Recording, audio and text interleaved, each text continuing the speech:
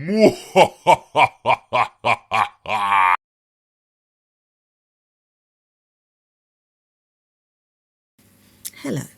'tis I, Fat Cow. This is going to be a short video. It could have been a monumentally enormous video with clips and discussion and me saying why and whatever's against Foodie Beauty and Foodie and their belief that Beck was not abused by Unwilling, and the vitriol with which Foodie was stating these facts. But I know there are people out there that are going to do a significantly more thorough and just a better job at that than I possibly could.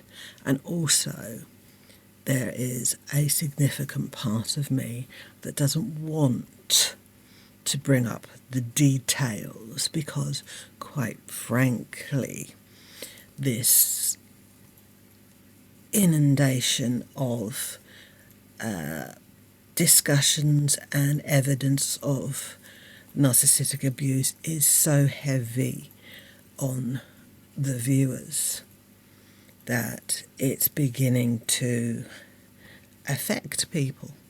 I'm not denying anything, I'm not mitigating the situation, I'm not downplaying it by, saying don't put it online.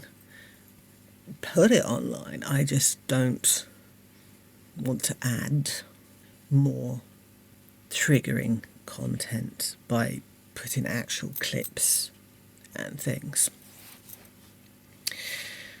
Now, given my history, I do have a lot of opinions and thoughts on this, and you know where I stand.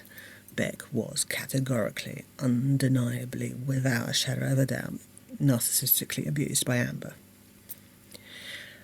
I just want to point out that the reason that Foodie Beauty is unwilling to say that this is the case, or is unable to see it for what it is, or is deliberately choosing not to believe this, is because if they concede that Amberlynnreid is a narcissistic abuser in the way that they treated Beck, Foodie would, at the very, very, very, very least, would have to open herself up to the idea that she narcissistically abused Pete.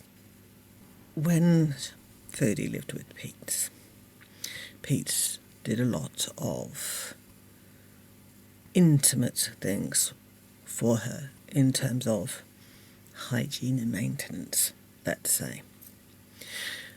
There was one video where Foodie was talking about socks and having to put on socks and the fact that she couldn't put on socks herself, and that Pete would come home every day from work during his lunch break to put her socks on her for her, which doesn't sound like, a big deal, but he gave up, or had to give up, his lunch break from work to drive back home to put socks on Foodie. She says no financial abuse was done by Amberlynnreid because Amberlynnreid paid for everything, the bills and rent and stuff. Well, she did that when Pete's lived there.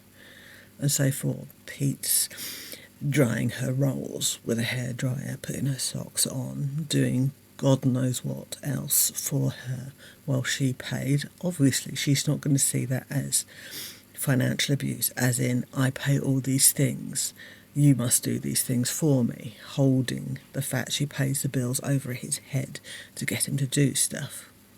Now, Pete probably doesn't see himself as having been abused, which, by the way, doesn't mean it wasn't the case, but he's not mentally, let's just say he's emotionally, psychologically more gullible than Beck's.